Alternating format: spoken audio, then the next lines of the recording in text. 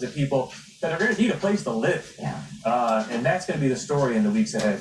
All right, meteorologist Bill Cairns. Bill, thank you. Sam Brock is with us. He's in Sarasota, Florida, which is north of the places that we've most recently checked in with, and you're getting an alert there. I figured that might be apropos, Kate and Aaron, good to talk with you. Let me read it to you. Take cover now, all caps. Shelter in place, extreme weather warning. So you heard that very sobering assessment from Bill Cairns just a second ago when you saw the counterclockwise rotation on the funnel, and what you're looking at right now is a situation in Sarasota that we're right on the edge of that sort of northwest quadrant of the eye wall, just above it. And the winds here, guys, I can tell you right now, the wind gusts have approached triple digits. It's interesting to kind of lay this out geographically in the context that we talked to Steve, who was out there in Pinellas County, and then Carrie just before that, who was in Punta Gorda. We're right in the middle in Sarasota. I've been refreshing the power outage numbers just to try to get a sense, really, of where we stand relative to everybody else. Florida right now is a state.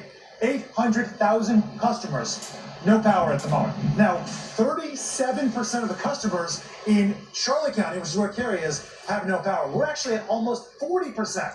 And yet, Carrie, when you watched him during his live shot, first was clinging to that sign. The sign then ended up on the ground. We saw images of the power poles bending in the wind during Carrie's shot. And the figures are actually worse here than they are in Charlotte County. But this is going to be a problem we'll be talking about for the days ahead. Certainly, right now, fear for life, and the fact that not enough people got into shelters when they were told specifically to get out of evacuation zones, but also access to electricity. If you look up the definition of a Category 4 storm and what that means for communities, it will say uprooting of trees, snapping of power lines, isolation of areas, and no access to power for weeks or months at a time.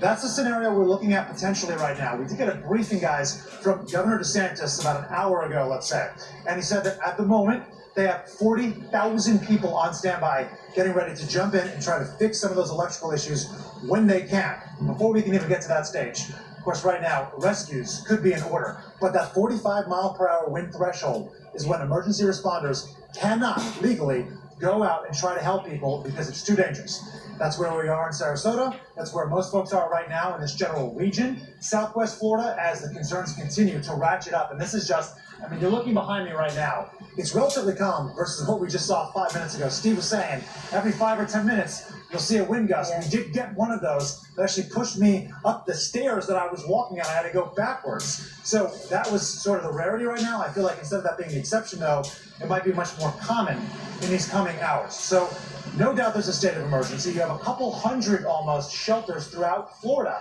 but people can't get into them at this point. The guidance from Governor DeSantis, if you were left at home, is to submit online documentation as to where you are so they can look if they're not able to touch base with everybody after this all clears. Okay, Aaron, let me send it back to you.